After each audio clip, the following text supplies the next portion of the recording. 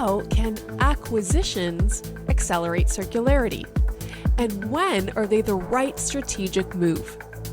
Welcome to the Circular Future, showcasing stories of circularity that reshaped how businesses operate and how you can do it in your organization too.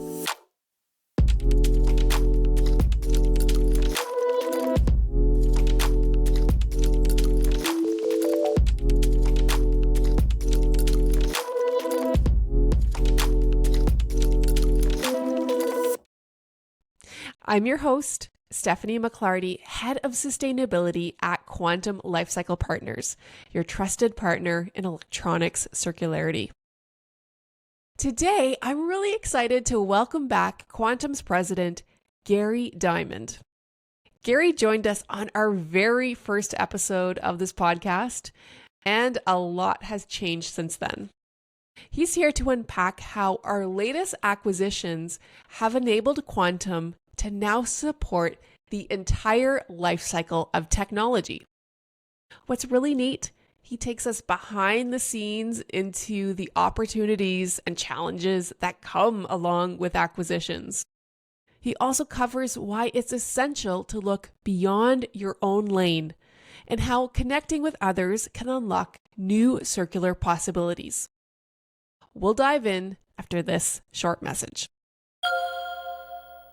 Picture this. Your company just landed a major contract and needs to scale up fast. But what about all that sensitive data on your old equipment? That's exactly where Quantum Lifecycle shines, handling everything from secure data destruction to responsible recycling. Turn what could be a compliance nightmare into a seamless transition. Go to quantumlifecycle.com for more information. Welcome to the podcast, Gary. Thanks for having me, Steph. Am I the first return guest? That's a good question. I think we've had someone on a panel and then we interviewed them separately, so not technically, but hey, you were our very first guest, season 1, episode 1, and to this day, that is one of our most popular episodes, by the way. So surprising. But also, thanks for coming I back. am behind the scenes in quote-unquote approving seasons, correct?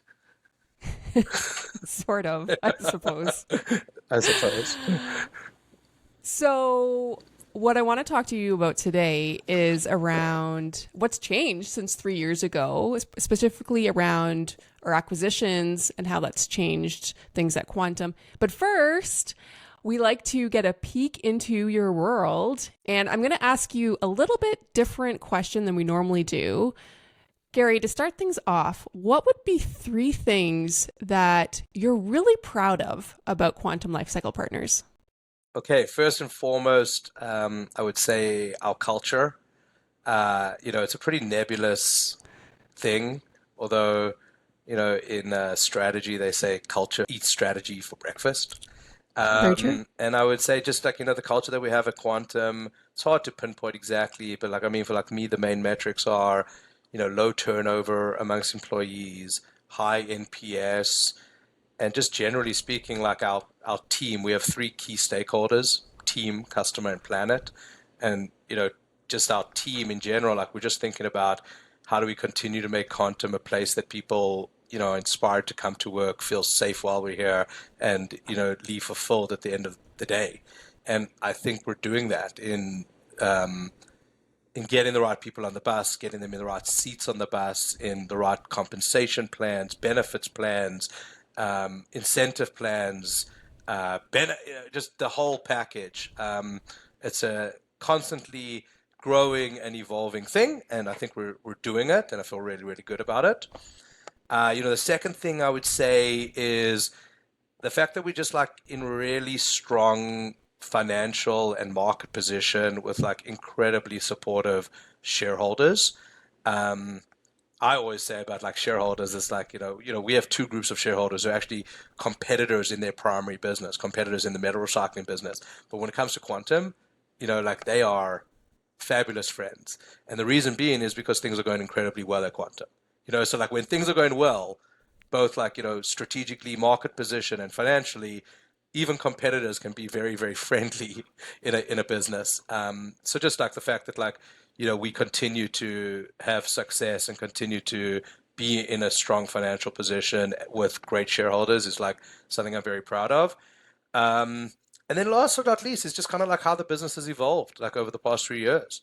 Like I would say, I started in this industry 15 years ago, taking apart a computer, right, and learning the value of the commodities, and definitely learned the business through a recycling lens, like a commodity-driven lens. Along the way, learned that you are able to reuse things and actually realize a better return, not to mention better environmental impacts than just recycling.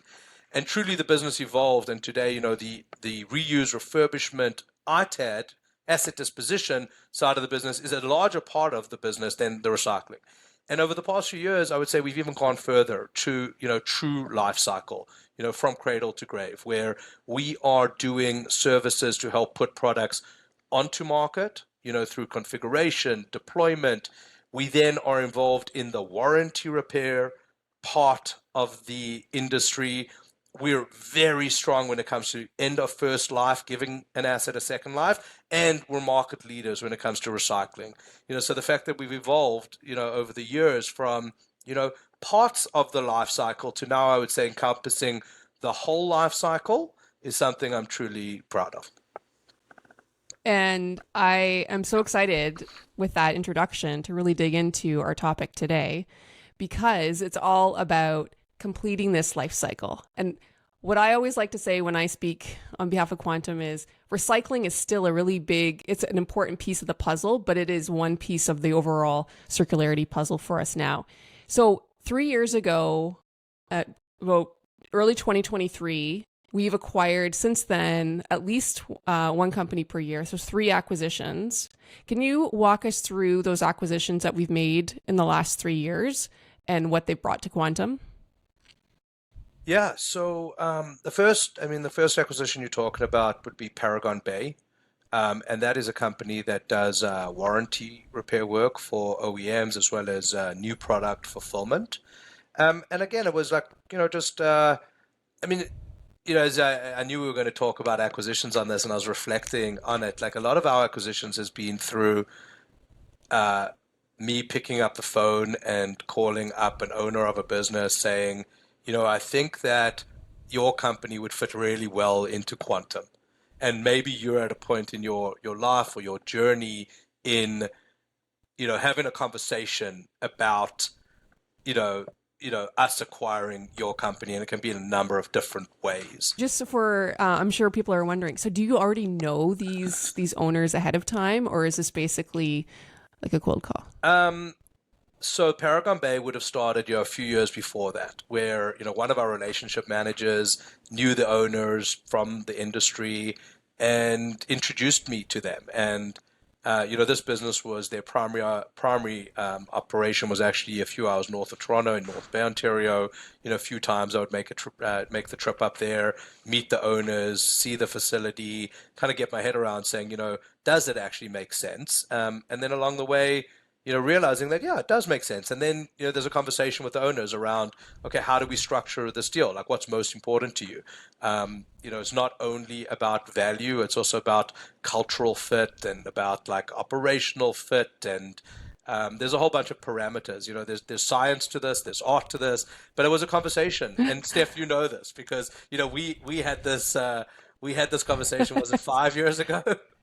Yes, we did. Yeah, about 5 years ago, yes. right? So, we did that with the Paragon Bay owners, and the thesis behind that was we, at the time, were very strong when it came to asset disposition, end of first life, and I would talk about that as an asset that's 3 years or older, and we were also very strong when it comes to recycling, an asset that is broken or 6 years older. The thinking behind this was to say, you know what, why are we not also playing prior to 3 years, 0 to 3 years in the warranty of the product? At the end of the day, the OEMs who are clients of ours when it comes to disposition are potentially clients for us in other aspects of the life cycle, one being warranty repair and another being, forward distribution and kitting and fulfillment. And that's what Paragon Bay did. So it was out of our strike zone. It was something different. We were able to come to terms with the owners. There was, a meeting of the minds, a cultural fit, and that's why we did the Paragon Bay transaction. Coming up on almost a year and a half now, we did another transaction with another company that had facilities in Toronto and Vancouver, and they were more similar to what Quantum did, but also did some other things. So they were very strong. The name of the company is DCR Systems Group, and they did asset disposition, and we competed with them over there. But they also did a lot of the front end imaging configuration work for, again, many of the OEM clients that we already deal with. So it was kind of like a two-part strategy there where, I'd say we were able to realize some synergies when it came to like the existing business that we operated in, as well as grow our service offering to areas of the industry that we were dabbling in, but we weren't very good at. So it really like gave us that like resource capabilities in the front end part of the industry. And most recently, just over 3 months ago, we did our first US acquisition of a company called Second Gear LLC.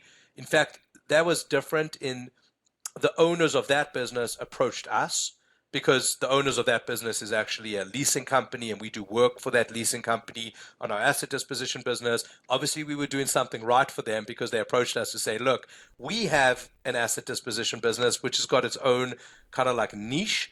Would you guys be interested in purchasing this business? And the answer after a little bit of due diligence was yes.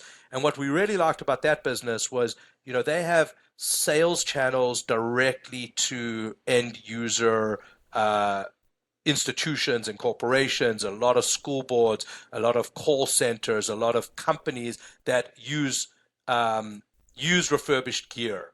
And we felt like we could really utilize a lot of our assets in being able to sell through those channels.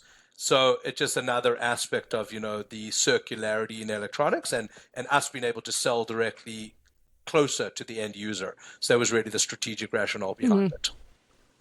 So in these acquisitions, helping to complete that whole life cycle strategy, I mean, why pursue that strategy in the first place? Where did you see the business opportunity in that? Yeah, I would say it actually probably comes from both a like a defensive strategy and an offensive strategy. So I would say defensively, it's a diversification strategy. I never want to have all of my eggs in one basket. When I started the business, I really got stressed out that the business was far too dependent on just recycling. And at the time was very dependent on, these industry funded organizations that pay people to recycle.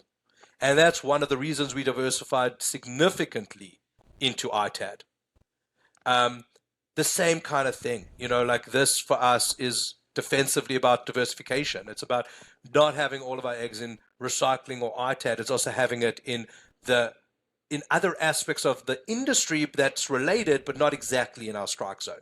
In addition to geographies, like we're operating in Latin America. Now we have an opportunity to operate in the United States, which is not a bad thing from a diversification perspective.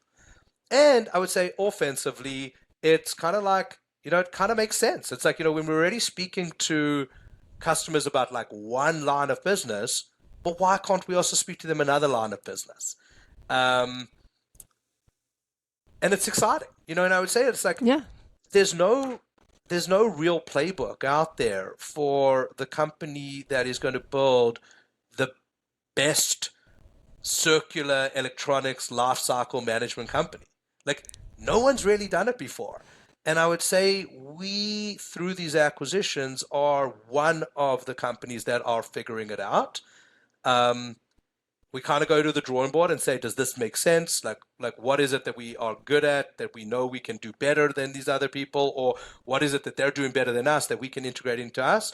And I would say in every instance, there's been instances where it's like, 1 + 1 = 3, where we're able to take the best of both organizations and just make something better. Totally. What I really like too is that we talk all the time about the need for a circular economy, like the linear economy, the take, make, waste doesn't work. We've seen that. We need a circular economy. Well, Quantum is actually helping to create that in what we do and all these innovations and these steps forwards that we make. I guess the other question about acquisitions is... Steph, can I actually just build on that? Because I would say that is,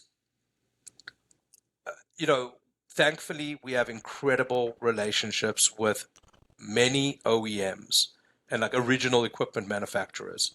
And ultimately, they are the ones who are putting the product on market. And when you look at it from a regulatory perspective, when they're trying to say, look, like we're trying to make sure that when an OEM puts a product on market, they are then reclaiming the product off market and reclaiming resources from those products, like this concept of extended producer responsibility, which is, essentially in every jurisdiction, like, taking hold. Thankfully, we've got incredible relationships with our OEMs. And the concept of like getting deeper into the front end part of the relationship, into the life extension through repair, through giving an asset first a second life, and then ultimately to commodity reclamation. I would say the OEMs are the ones who are most capable of bridging those gaps and creating that circularity, and we are a company that is helping them do that. Right. Yeah. We can support them to make that happen. So the other thing about acquisitions I wanted to ask you about is like why acquire versus build the skills in-house? Where does the line divide for you on acquire versus build within?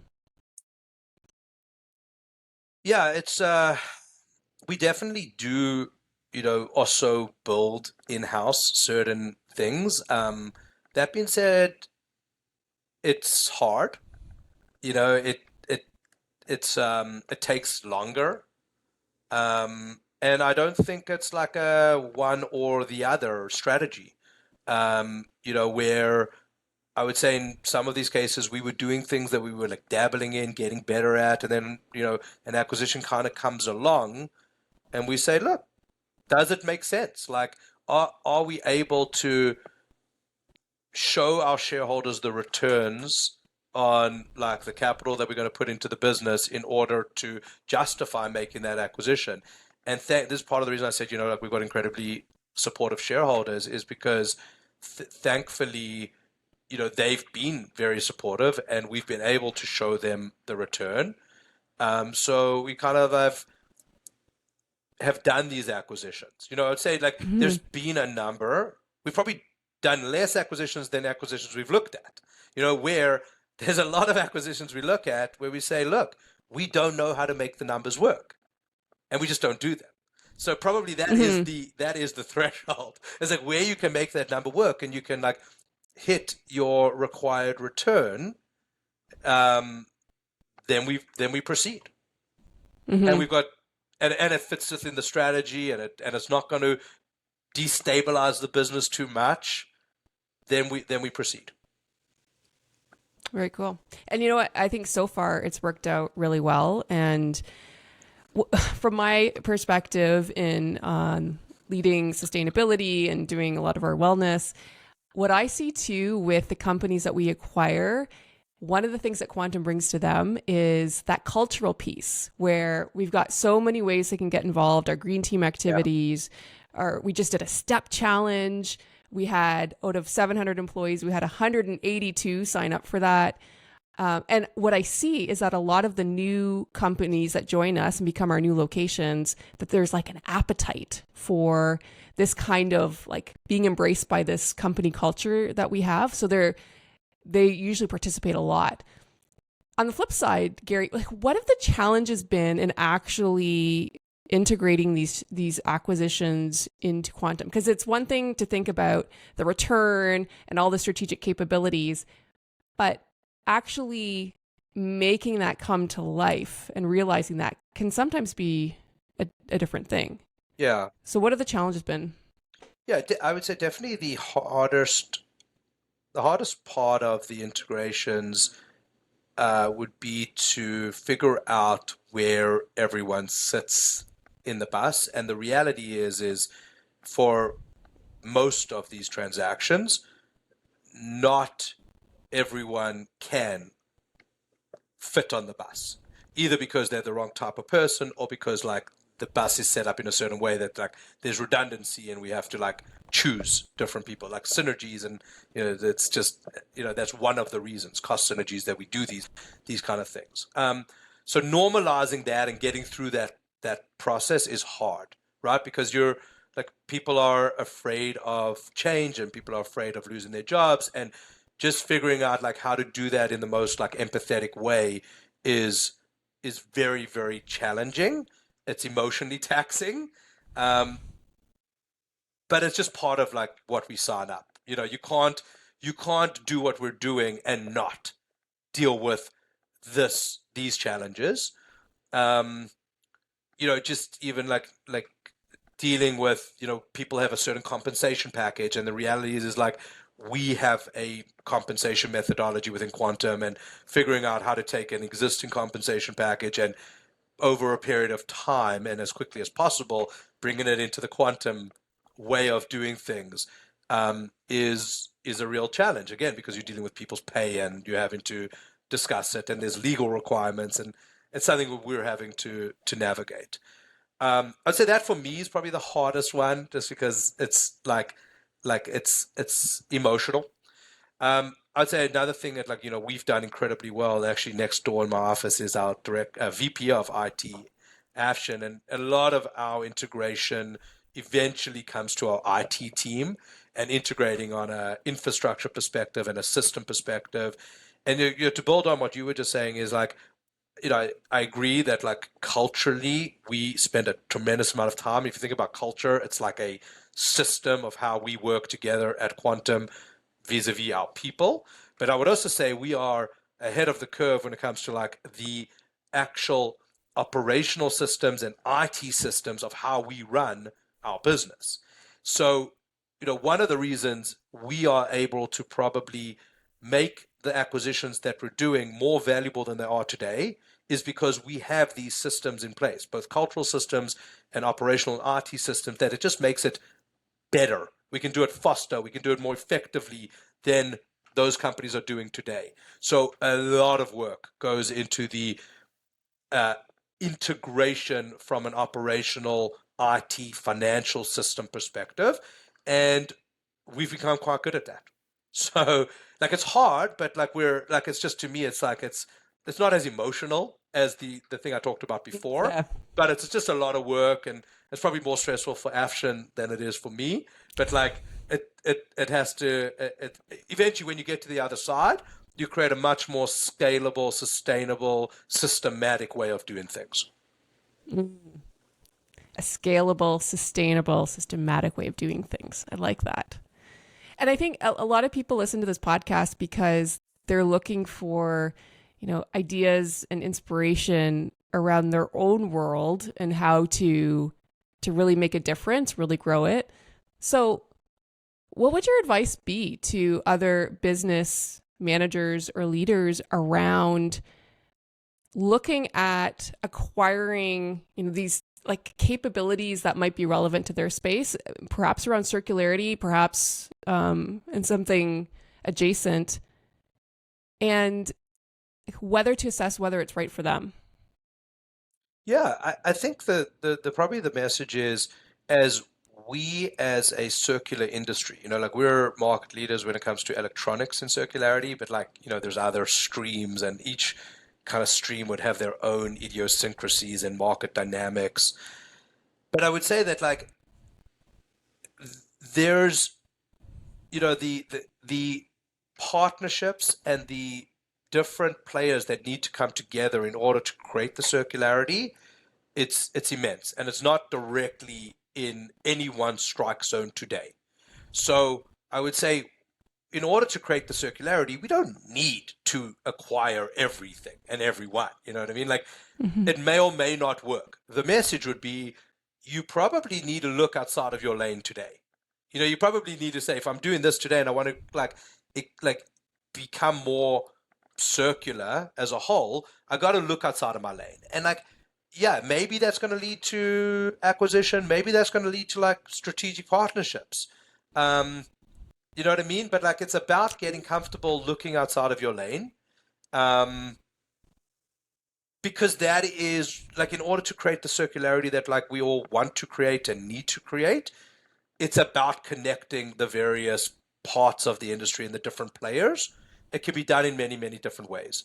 But you got to look outside of your existing lane today, your existing strike zone, and you got to like venture into those areas of the industry. Connect the dots. Yeah, we've talked quite a bit on this podcast around the need to collaborate. Yes. And that was certainly something that came out of the Canadian Circular Economy Summit last year. If there was one word, it's around collaborate. We can't do this alone. We need to work together. And to your point, working together could be in a number of different forms. 100%. Gary, you're such a good speaker. You're so insightful. Thank you so much for joining us today. But before you go, we always ask for one final piece of advice to leave our listeners with. What would that be today, Gary? One piece of advice. Just one. Just one. Yeah, I would say, just generally speaking, Steph, we were talking about this before, how, you know, this morning I went to the gym, I did legs day. And, you know, now I've done my podcast for the day. No, I think honestly, like, you for me, actually, the piece of advice would, you know, live a really healthy lifestyle. Like, thankfully, over the past few years, actually, almost from when we started the podcast, you know, I've been super consistent with my working out, more consistent with my eating, but I think it allows me to show up better for work and Quantum and what I do. And I think, like, you know, being able to live a healthy, sustainable life, like for you personally, and you mentioned you do some of our wellness stuff at Quantum, like I'm super passionate about that. I think it allows everyone to show up better to the other parts of their life. So, you know, that would be my piece of advice, is like, take that health and wellness super seriously, because it's just going to help you in other aspects of your personal and professional lives.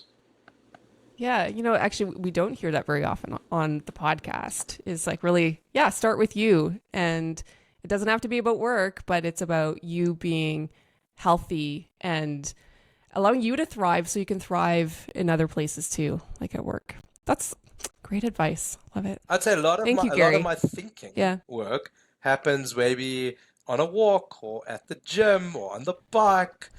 You know, like it's that's allows me to be creative. Yeah. Actually, same for me. It's running for me, or if I'm traveling somewhere. I think it's getting disconnected from the everyday, the mundane, and allowing that space for creativity. Yeah. Right. Well, I don't know what's next for you now that you've done leg day and a podcast already. Like, you can take on the world today, Gary. It's performance review season, Steph. Thankfully, I've already had mine. Okay, good. Thank you again, Gary. Thanks, Steph. Keep up the great work. I really appreciate it. Okay, cheers. And remember, if you are looking for a partner to help you manage the life cycle of electronics, we'd love to chat. Head on over to quantumlifecycle.com and contact us. This is a Quantum Lifecycle podcast, and the producer is Sanjay Trivedi. Thank you for being a circular future champion in your company and beyond. Logging off.